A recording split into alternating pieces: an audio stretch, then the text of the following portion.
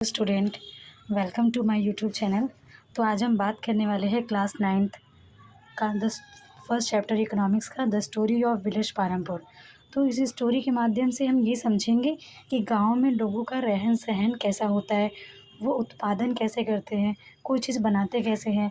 क्या वो केवल खेती, हम लोग जैसे नहीं मान लेते कि गांव में है यानी खेती करता होगा, तो क्या वो बस खेती करते हैं या खेती के अलावा कोई और भी काम करते हैं। और उत्पादन तो होता है हर चीज़ का, जैसे मैन्युफैक्चरिंग कह सकते हैं, तो वो मैन्युफैक्चरिंग ही करते हैं या उसके अलावा और भी काम करते हैं। और मैन्युफैक्चरिंग के लिए किस किस चीज़ों की ज़रूरत होती है, पूरी सब चीज़ों के बारे में पढ़ेंगे। तो स्टार्ट करते हैं अपना चैप्टर। तो अब हम ये देखने वाले हैं, सबसे पहला टॉपिक हमारा है इंट्रोडक्शन। तो एक गांव जो लिया गया है, इसमें कौन सा गांव है, वो आपका गांव है पालमपुर। कौन सा गांव है? पालमपुर। और याद ये रहिएगा, ये पालमपुर जो है वो ऐसा ऐसा नहीं है कि वो रियल में एग्जिस्ट करता है, बट वो किसी रियल में जो एग्जिस्ट किया हुआ जो गांव है उस पर ये कहानी बेस्ड है, ये स्टोरी जो है आपका। ठीक है, तो ये इमेजिनरी विलेज है, याद के रहना। हाइपोथेटिकल या इमेजिनरी विलेज है, इसको याद के रहेंगे आप। काल्पनिक, इमेजिनरी मतलब काल्पनिक, बनाया हुआ। अब गांव है, गांव में लोगों का मेन ऑक्यूपेशन यानी पेशा क्या होता है? खेती होता है। तो पालमपुर में भी वही मेन पेशा है आपका, खेती। Farming is the main activity of village Palampur. ठीक है। The village also has several non farming. ऐसा नहीं कि वो केवल फार्मिंग ही मेन एक्टिविटी ही बोला जा रहा है, ऐसा नहीं कि वो केवल खेती ही करते रहते। वो खेती के अलावा भी बहुत सारी नॉन फार्मिंग यानी कि जो खेती के अलावा जो एक्टिविटी है वो भी करते रहते हैं, जैसे डेयरी, दुग्ध पालन, ट्रांसपोर्ट, यातायात etcetera carried out on a limited scale. हाँ, छोटे स्तर पर ही, मतलब थोड़ी मात्रा में ही होता है, लेकिन ये काम भी होते हैं। ठीक। अब पालमपुर की ज्योग्राफी के बारे में देखेंगे, उसकी भौगोलिक स्थिति के बारे में कि पालमपुर कहाँ सिचुएटेड, मतलब उसके आसपास क्या एरिया है। तो पालमपुर जो है, ऐसा नहीं कि पालमपुर एकदम सुनसान जगह है कि उसके आसपास कुछ वीराना है, कुछ है ही नहीं। नहीं, पालमपुर भी एक वेल कनेक्टेड, जैसे सारी विलेज अभी की होती है कि आसपास कोई ना कोई शहर होता है, कोई गाँव होता है। पालमपुर भी जो well connected with neighbouring village, उसके पास भी क्या है, एक विलेज है जिसका नाम क्या है? रायगंज। वो पालमपुर से कितने दूरी पर है? 3 किलोमीटर दूरी पर है। पालमपुर से 3 किलोमीटर दूरी पर है। ठीक है। और फिर एक विलेज है, जो कि एक टाउन है, जो शाहपुर। टाउन का नाम क्या है? शाहपुर। और विलेज का नाम क्या है? रायगंज। रायगंज पालमपुर से कितने दूरी पर है? 3 kilometre from Palampur. And town जो है वो क्या नाम है? शाहपुर। तो याद आपको रखे रहना ये। खेती तो हो रहा है, तो खेती कहीं और होगा, उसको लेकर जाया जाएगा कहीं और, सरप्लस को। तो उसको लेकर जाने के लिए कुछ तो होगा ना। तो उसमें ट्रांसपोर्ट के लिए क्या था? बुलोक कार्ट्स, टांगा, बुगी, मोटरसाइकिल, जीप, ट्रैक्टर, ट्रक, ये सब तो आप जानते होंगे, ये सब था जैसे। ठीक है, आपने सुना होगा इन सब के बारे में ज़रूर। फिर उसके बाद most of the houses have electric connection. जैसे अभी शहरों में होते इलेक्ट्रिक कनेक्शन, उसी तरह पालमपुर जो गांव था वहाँ भी क्या है? बिजली की सुविधा थी, इलेक्ट्रिक कनेक्शन था पालमपुर में। और पालमपुर में शिक्षा के लिए क्या व्यवस्था थी? पालमपुर में 2 प्राइमरी स्कूल थे और एक हाई स्कूल थे। और एक प्राइमरी, अब हेल्थ के लिए क्या था? एक प्राइमरी हेल्थ सेंटर था जो कि गवर्नमेंट के थ्रू चल रहा था, और एक प्राइवेट डिस्पेंसरी था। तो याद किया रहना, पालमपुर में क्या था? पालमपुर में 2 प्राइमरी स्कूल थे, एक हाई स्कूल था, और एक प्राइमरी हेल्थ सेंटर था जो कि गवर्नमेंट के थ्रू रन हो रहा था, गवर्नमेंट मतलब सरकार उसको चला रही थी। और एक प्राइवेट डिस्पेंसरी था, एक निजी मतलब अस्पताल था। ठीक है, अस्पताल। अब बात करते हैं पालमपुर के जो फैमिली है, उसमें कितने अपर कास्ट है कि ऊंची जाति के रहते हैं, कितने नीचे मतलब नीचे बिलो इनकम रहने वाले हैं। तो 450 लगभग जो ऐसी फैमिली हैं पालमपुर में, वो क्या है? डिफरेंट कास्ट के हैं। और 450 फैमिली जो है वो डिफरेंट कास्ट के रहने वाले हैं। और 80 जो है वो ऊपर मतलब ऊंची जाति के हैं फैमिली के। They own the majority of land in the village. और जो 80 जो अपर कास्ट के रहने वाले फैमिली हैं, वो पूरे लैंड का जो है आधा से ज़्यादा पार्ट वो उन्हीं के पास है। बिग हाउसेस और बड़े बड़े घर भी बनते हैं उनके।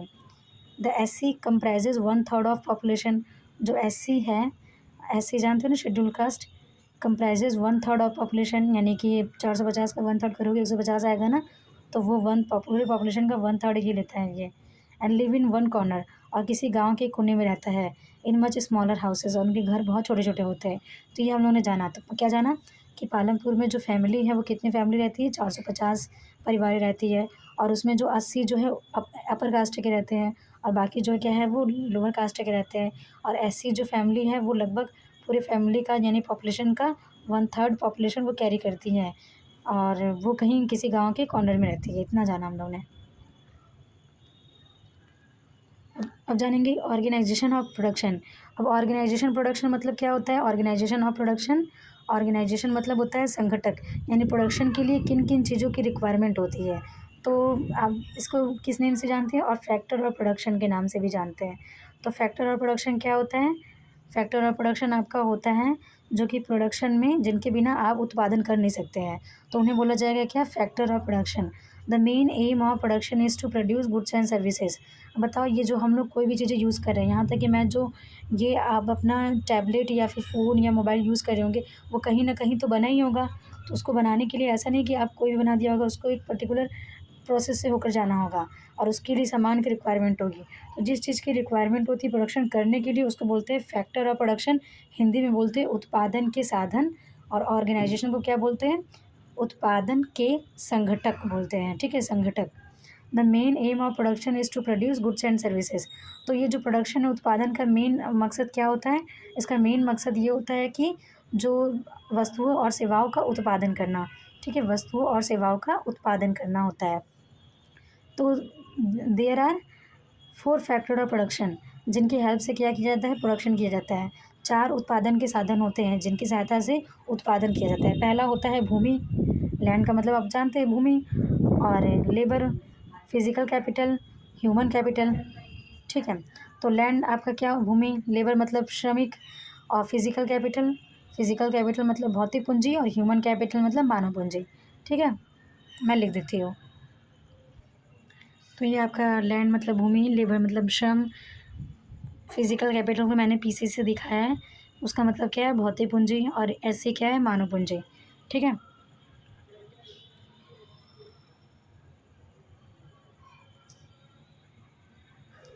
स्टार्ट करते हैं अपना जो फर्स्ट फैक्टर ऑफ प्रोडक्शन है। पहला उत्पादन के साधन लैंड। लैंड से शुरू करते हैं। तो पहला जो उत्पादन के साधन वो क्या है आपका? लैंड। ठीक है, लैंड। तो ये लैंड क्या होता है? Land includes all free gift of nature. Land से ये मत आप समझ लेना कि लैंड जो ये ज़मीन है आपका जिस पर आप चलते हो वही है, नहीं। All free gift of nature, जैसे सॉइल, वाटर, फॉरेस्ट, मिनरल्स, जो भी नेचर से ऑब्टेन होते हैं वो आपका क्या हो जाएगा? जिसकी हेल्प से प्रोडक्शन करते हैं आप, जिसकी सहायता से उत्पादन करते हो, वो आपका क्या हो जाएगा? भूमि हो जाएगा। ठीक है, तो लैंड से आप ये मत समझना कि लैंड मतलब केवल ज़मीन। ज़मीन के अलावा जो भी चीज़ें आपको गॉड गिफ्टेड है, तो वो जिसकी सहायता से आप उत्पादन करते हो। उत्पादन का मतलब आप समझे हो ना? उत्पादन का मतलब होता है क्या? कच्चे माल से हम लोग जो तैयार माल वो बनाते हैं, उस प्रोसेस को क्या बोलते हैं? उत्पादन प्रक्रिया बोलते हैं। जैसे कच्चे माल आपने रुई लिया, अब रुई से को किस में किया? आपने धागे में कन्वर्ट किया, और धागे से फिर कपड़े में। तो कच्चे माल आप जब क्या कर रहे हो? आप कच्चे माल रुई ले रहे हो, रुई से आपने कपड़ा बनाया। तो कच्चा माल आपके लिए रुई और तैयार माल आपका कपड़ा हो गया। तो इस प्रोसेस को क्या बोलेंगे? उत्पादन बोलेंगे। कन्फ्यूज़ नहीं होना है आपको। दूसरा जो उत्पादन के साधन है आपका क्या हो गया? ये लेबर होता है। दूसरा उत्पादन के साधन लेबर। लेबर, तो लेबर कौन होते हैं? लेबर। अब बताइए, आपको सबसे पहले आपने प्रोडक्शन के लिए ज़रूरत था आपको ज़मीन की, तो आपको ज़मीन भी मिल गया, मतलब फ्री गिफ्टेड वाटर, सॉइल, मतलब ये सब को ज़रूरत थी। दूसरा आपका फैक्टर ऑफ प्रोडक्शन लेबर। तो क्या आप केवल ज़मीन पर ही कर सकते हो? जब तक कोई काम ना करने वाला हो तो कैसे होगा? यहाँ तक कि खेती के लिए आपको हर एक खेती के प्रोसेस में, चाहे कटाई हो, चाहे उसकी ठीक है, उसको जो भी करना हो आपको, डिस्ट्रीब्यूशन करना हो उसका, तो उसके लिए आपको लेबर की तो ज़रूरत होगी ही। तो labour is people who will do the work, जो कि काम करता है प्रोडक्शन में। ठीक है, जो काम करता है। इंक्लूड्स, उसमें दोनों ही आ जाते हैं, स्किल्ड एंड अनस्किल्ड लेबर। ठीक है, स्किल भी आ जाता है और अनस्किल। बताओ बोझा ढोने वाला क्या है, उसमें जो ढोने की क्या कलाकारी, तो वो अनस्किल हो जाएँगे। और स्किल पर्टिकुलर जिनके पास एक नॉलेज होता है कि हाँ, अगर वो ट्रैक्टर चला रहा है तो यानी ट्रैक्टर चलाने के लिए उसको नॉलेज तो चाहिए होगा ना, तो यानी skill person. But mostly unskilled labour, लेकिन लेबर जो खेती में काम होते हैं माना जाता है ये कि वो अनस्किल्ड है। Physical as well as mental labour, तो फिज़िकल मतलब जो मतलब काम करते हैं फिज़िकली, और मेंटल मतलब जैसे वो वाला, जैसे आप कंप्यूटर पे कोई काम कर रहे हो तो आप भी लेबर कहलाओगे, बट आप फिज़िकल इतना काम नहीं कर रहे हो, लेकिन आप क्या कर रहे हो, आपके पास उसमें आपके अंदर एक स्किल है, तो ये आप कर रहे हो, तो इसीलिए आप क्या कहलाओगे, मेंटल लेबर कहलाओगे। चलिए स्टार्ट करते हैं अपना फिज़िकल कैपिटल, जो हमने भी नहीं पढ़ा हम तीसरा वाला फिज़िकल कैपिटल, तो वही तीसरा वाला। पहला जो होता है वो आपका फिक्स्ड होता है और दूसरा क्या होता है, वर्किंग होता है। फिक्स्ड मतलब ये होता है जब आप एक बार प्रोडक्शन के दौरान, उत्पादन के दौरान आपने उसको एक बार ले लिया, तो वो अब आप लंबे समय तक उसको यूज़ करने वाले हो। ऐसा नहीं कि आपने आज ले लिया और कल ही उसको चेंज करो। जैसे आप प्रोडक्शन के दौरान वो ले रहे हो, आप कोई आप मशीन ले रहे हो जो कि कपड़ा बनाने वाली मशीन, तो ऐसा नहीं कि आपने एक कपड़ा बनाया तो उसको उसके बाद दूसरे कपड़े बनाने के लिए, दूसरे टाइप का कपड़ा बनाने के लिए आपने मशीन चेंज किया, नहीं। आपको क्या उसी मशीन में लंबे समय तक आप यूज़ करने वाले हो उसी मशीन को, तो वो आपके लिए क्या हो जाएगा, फिक्स्ड कैपिटल। आपका लैंड भी क्या होता है, वो फिक्स्ड कैपिटल। अब आप सोचोगे क्या मैं बोल दिया मैंने लैंड को, बट अभी छोटे लेवल पे याद किया ना, लैंड एंड फिक्स्ड कैपिटल को अलग इसमें माना गया, मशीनरी, टूल्स, बिल्डिंग, ये सब। Working capital, working capital this are used up in production, जो कि प्रोडक्शन के दौरान बार बार रिपीटिवली मतलब रिपीटेटिव यूज़ होता है, बार बार यूज़ करना पड़ता है। जैसे रॉ मटेरियल, अब आपने एक बार कपड़ा बनाना पड़ा तो आपने एक बार रुई लिया, उसको धागे में कन्वर्ट किया, बदला, फिर धागे को कपड़े में एक्सचेंज किया। फिर जो दूसरा कपड़ा बनाना होगा तो उसके लिए आपको फिर से अलग धागा लेना होगा, अलग उसके लिए कॉटन चाहिए होगा धागे के लिए। तो इस तरह से आप क्या कह सकते हो, इसको प्रोडक्शन में बार बार जिसकी ज़रूरत पड़े उसे बोलेंगे वर्किंग कैपिटल। वर्किंग नाम से लग रहा है कि ये बार बार वर्क इसका होना है। फिक्स्ड मतलब एक बार लगा लिया तो फिक्स हो गया।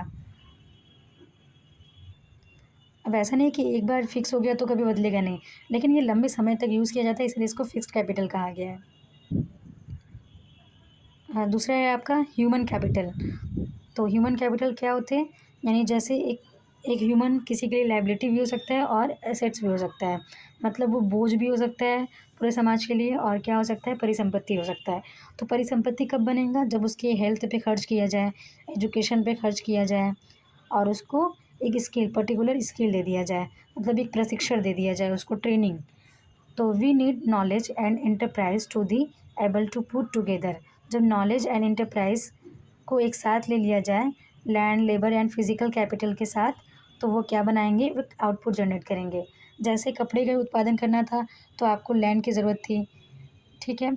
उसके बाद लैंड के बाद आपको लेबर की ज़रूरत पड़ी, फिर उसके बाद फिजिकल कैपिटल, मशीन के बिना तो होगा नहीं। देन उसके बाद वो मशीन चलाने वाला जिसके पास एक कि रिस्क हो कि कितना क्या चाहिए, वो सब एक रिस्क लेने वाला, वो मतलब तालमेल बैठाने वाला कि किस चीज़ के लिए कितना रिक्वायरमेंट होगा कि कॉस्ट कम आए, तो वो कौन होगा आपका, ये एक ह्यूमन, जिसके पास क्या हो, स्किल हो, ठीक है। तो इसको बोलेंगे क्या, ह्यूमन कैपिटल। इस चीज़ को हम लोग अपने सेकेंड चैप्टर में पीपल एज रिसोर्सेज में डिटेल से पढ़ने वाले हैं, इसीलिए आप इसको अगर नहीं भी समझ जाए तो थोड़ा वो करना, सेकेंड चैप्टर का वेट करना, एकदम डिटेल में समझ लोगे आप। अब अब ये देखेंगे कि पालमपुर में जो लैंड है वो कैसा है। क्या लैंड ऐसा है कि जितना चाहे उतना बढ़ा सकें, मतलब एक ऐसा लैंड है कि हम लोग बढ़ा सकते हैं। तो जैसे एक ऑब्वियसली लैंड तो बढ़ाया नहीं जा सकते। Farming is the main production activity in Palampur. जैसे पहले बता चुके हैं कि पालमपुर में मेन एक्टिविटी क्या है, फार्मिंग है।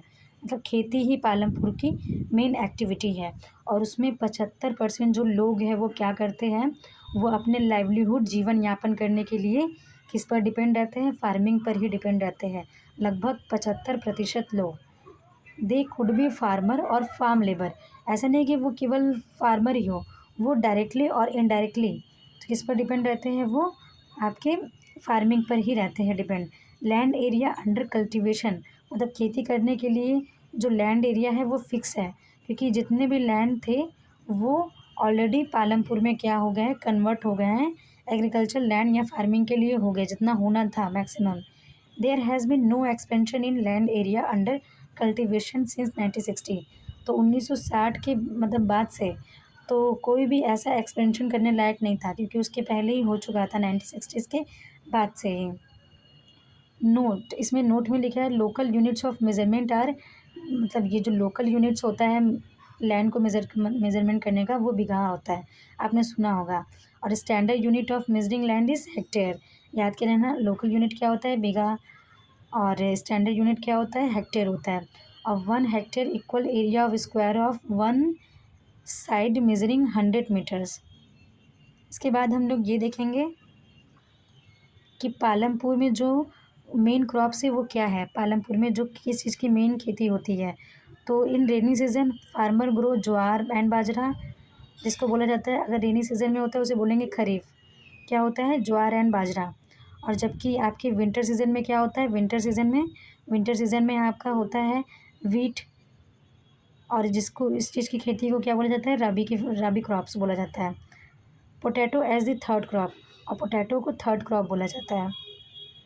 तो उन्होंने क्या जाना, एक खारिफ की क्रॉप होती है, एक राबी की क्रॉप, और एक थर्ड क्रॉप जैसे पोटैटो। और खारिफ में क्या हो जाएगा, जो कि रेनी सीजन में उसे बोया जाएगा, और उसमें क्या आएगा, ज्वार और बाजरा आएगा।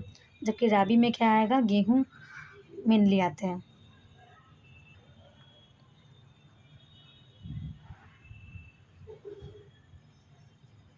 अब ये क्वेश्चन उठा कि क्या जब पालमपुर में लैंड फिक्स्ड है, तो क्या कोई ऐसा वे है जिससे कि सेम लैंड पे पालमपुर में क्या खेती बढ़ाया जा सके, सेम लैंड पे, सेम प्लॉट ऑफ लैंड पे आप क्या कर सके, ज़्यादा उत्पादन कर सकते हो।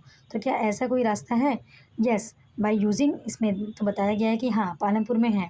किसके थ्रू हो गया, वो जो मॉडर्न एग्रीकल्चर है, इसे बोलते हैं क्या, modern agriculture, HYV seeds, high yielding variety seeds, वो यूज़ किया जाना जाए तब।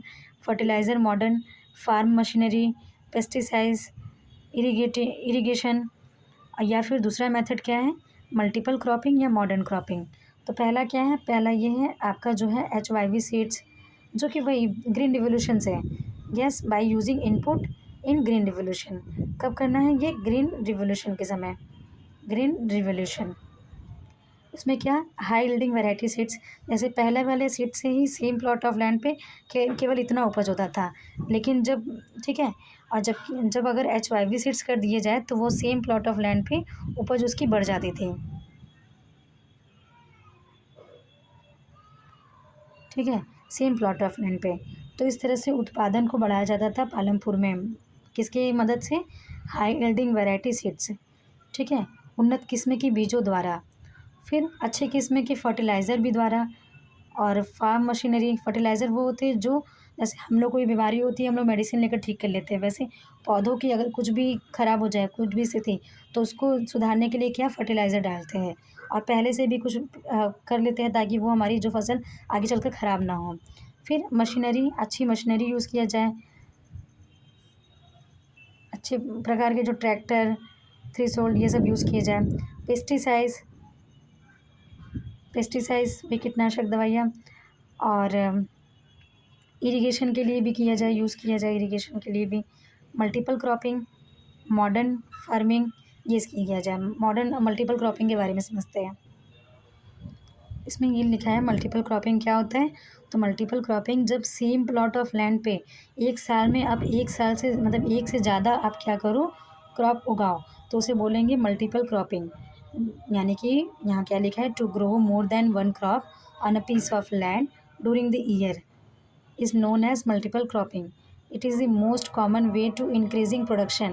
ये सबसे कॉमन वे है प्रोडक्शन को, यानी उत्पादन को बढ़ाने का, on a given piece of land, जो कि गिवन मतलब कांस्टेंट, आपके पास लैंड कांस्टेंट है एंड उतना सीमित है, तो उस पर आप प्रोडक्शन उत्पादन बढ़ा सकते हो इस वे से। All farmer in Palampur grow at least 2 main crop. Palampur में सभी फार्मर मतलब कम से कम 2 मेन क्रॉप जो है वो ग्रो करते हैं। Many are growing potato as the third crop in the past 15 to 20 years. जो मेनी, बहुत सारे फार्मर क्या ग्रो करते हैं, आलू ग्रो करते हैं, पोटैटो ग्रो करते हैं थर्ड क्रॉप के रूप में। जैसे कि हम लोग ने पहला देखा था मल्टीपल क्रॉपिंग, अब ये दूसरा वाला कौन सा है आपका, दूसरा वाला है आपका, स्टार्ट करते हैं अपना मॉडर्न क्रॉपिंग। तो इस तरह के जो फार्मिंग में मॉडर्न क्रॉपिंग वही ग्रीन रिवोल्यूशन वाला आपका ग्रीन रिवोल्यूशन। ग्रीन रिवोल्यूशन में क्या हुआ था, HYV सीड्स आया था, तो वही है high yielding variety seeds are. तो ग्रीन रिवोल्यूशन में क्या होता था, HYV सीड्स यूज़ होता था, इंसेक्टिसाइड्स,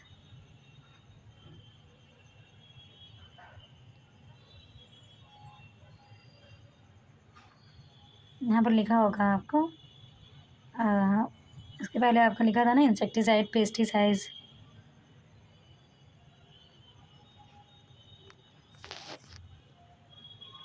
हाई वाटर चाहिए होता था, हाई अमाउंट ऑफ वाटर, मतलब अधिक मात्रा में पानी चाहिए होता था।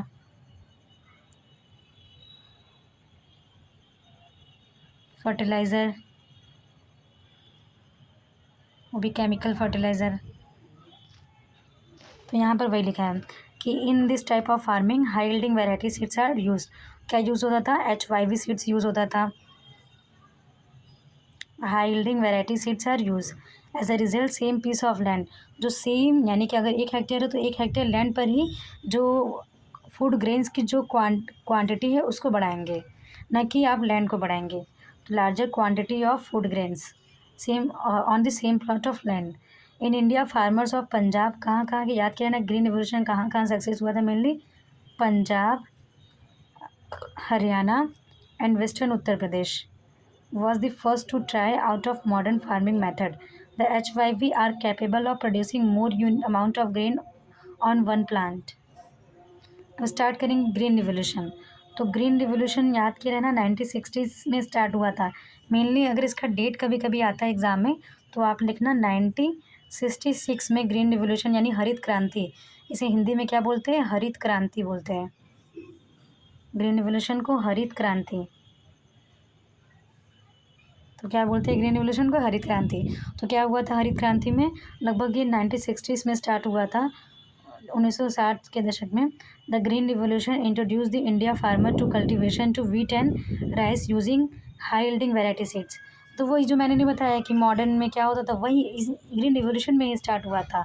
मतलब कि हरित क्रांति मतलब कि उत्पादन बढ़ाने के लिए कोई क्रांति लाई थी कि जिससे प्रोडक्शन उपज जो है बहुत तेज़ी से बढ़ा, उसी लैंड पर, उसी भूमि पर आप उत्पादन को कैसे बढ़ाया जाए। तो वो एक क्रांति की तरह था कि बहुत तेज़ी से फसलें बढ़ने लगी, उत्पादकता बढ़ने लगी, जिसे बोला गया ग्रीन रिवोल्यूशन।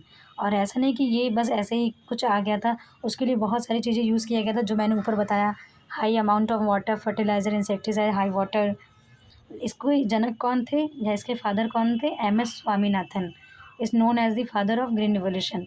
और इसमें पहले पालमपुर में क्या होता था और बाद में क्या होता था, जब ग्रीन रिवोल्यूशन नहीं था यानी जब पुराने मेथड से प्रोडक्शन किया जाता था उस टाइम 1300 kg पर हेक्टेयर उत्पादन होता था।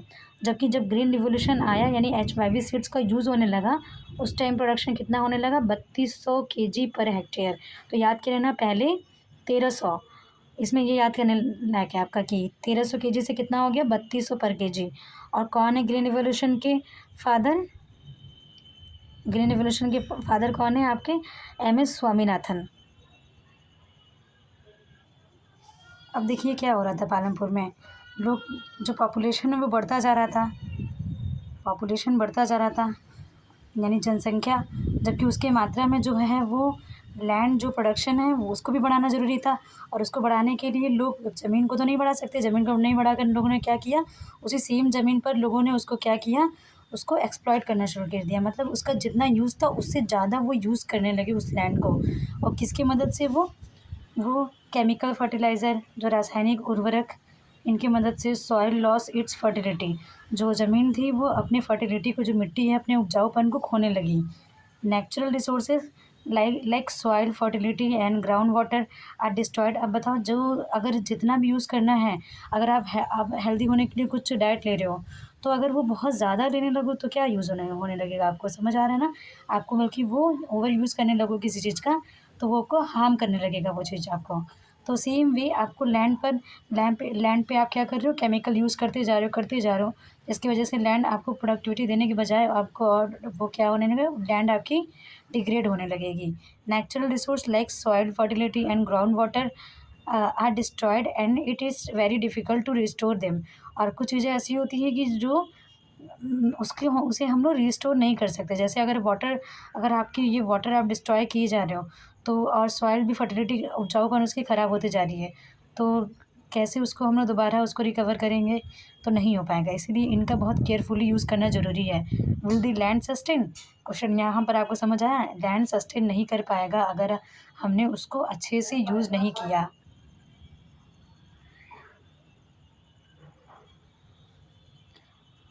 तो देखिए फिर से कर लेते हैं। 150 फैमिली जो है पालमपुर में वो ऐसी हैं जो कि क्या है, भूमिहीन है। और उसमें से ही 450 में से जो 240 फार्मर हैं वो कैसे हैं, जिनके पास 2 हेक्टेयर से भी कम ज़मीन है। और जो 60 फैमिलीज़ है ऐसे हैं जिनके पास 2 हेक्टेयर से ज़्यादा ज़मीन है। और उसमें से भी बहुत कम लोग ऐसे हैं, मतलब फार्मर ऐसे हैं जिनके पास 10 हेक्टेयर या 10 हेक्टेयर से ज़्यादा ज़मीन है। अब ये है आपका who will provide the labour. ये जो लेबर है वो कौन प्रोवाइड करता है या फिर कौन होते हैं? तो जो स्मॉल फार्मर वो आपके क्या हैं, वो लेबर होते हैं। फैमिली वो अपने फैमिली के साथ अपने खेती में काम करते हैं। और जो मीडियम और लार्ज जो फार्मर होते हैं वो क्या करते हैं, छोटे फार्मर को हायर करते हैं अपने खेत में काम करने के लिए। और जो स्मॉल फार्मर है वो उनके पास उसकी इतनी छोटी ज़मीन होती है कि वो तुरंत उसको फसल उगाने के बाद वो सोचते हैं कहीं और उनको काम मिल जाए, तो वो दूसरे किसी लैंड पर क्या करने लगते हैं, बड़े ज़मींदार या फिर बड़े किसान के पास वो क्या करने लगते हैं, काम करने लगते हैं। समझ आया? जो स्मॉल फार्मर हैं वो अपने परिवार के साथ अपनी ही खेती पर काम करते हैं और बाकी समय में क्या करते हैं, वो किसी मीडियम और लार्ज फार्मर के जो लैंड हैं उनकी ज़मीनों पर काम करते हैं ताकि उनका गुजारा चल सके। फिर उसके बाद क्वेश्चन किया गया, why do farmer labours earn less than minimum wages in Palampur? जो पालमपुर में जो है वो जो फार्म लेबर हैं वो कम क्यों कमाते हैं, मिनिमम वेजेस मतलब मिनिमम वेजेस क्यों होता है उनका? The minimum wages for farm labour is set by government. जो गवर्नमेंट के थ्रू जो लेबर्स के लिए जो मिनिमम वेज है गवर्नमेंट ने कितना डिसाइड किया है, वो 300 per day, 300 per day decide किया है। But the farm labours earn less than this amount. लेकिन जो फार्म में काम करते हैं लेबर यानी कि फार्मर हैं वो उससे भी कम काम मतलब कमाते हैं। Because there is heavily competition for work along the farm labours. क्योंकि वो इतने ज़्यादा काम करने वाले हैं कि वो कम। अब बताइए, जैसे एक जॉब है और लेने वाले कितने हैं, 10 लेने वाले हैं। तो अब जॉब की ये है कि जॉब पर लगभग जितना काम है उसके हिसाब से पैसा कितना होना चाहिए, 10,000। कितना होना चाहिए, 10,000। लेकिन अब कोई भी काम करने को तैयार है तो वो उसका फ़ायदा उठाएगा। वो बोलेगा कि हम आपको 8,000 देंगे, तो क्योंकि लोगों को काम की ज़रूरत है, 10 लोग ऐसे हैं तो वो जानता भी है कि अधिक लोगों को काम की ज़रूरत है, और वो 8,000 कर देगा, यहाँ तक कि वो 5 भी कर देगा तो भी लोग करने को तैयार हो जाएंगे काम। ठीक है, वही लिखा है। क्यों काम वो जो है मिनिमम वेजेस पर काम करने के लिए क्यों तैयार हो जाते हैं, हैवी, क्योंकि कंपटीशन बहुत ज़्यादा है for work along the farm labours in Palampur. So people agree to work for lower wages, मतलब कम वेजेस पर भी काम करने के लिए वो रेडी हो जाते हैं। ये लाइन सबको समझ आया होगा? अगर नहीं समझ आया आप कमेंट कर दीजिएगा, मैं आपको और डिटेल में समझा दूँगी, सेपरेट वीडियो से या कमेंट में ही लिख दूँगी आपको। तो मैं इस वीडियो को यहीं पर एंड करती हूँ। इसका पार्ट 2 आएगा। अगर आपको अच्छा लगे तो लाइक शेयर एंड सब्सक्राइब कीजिएगा। Thank you.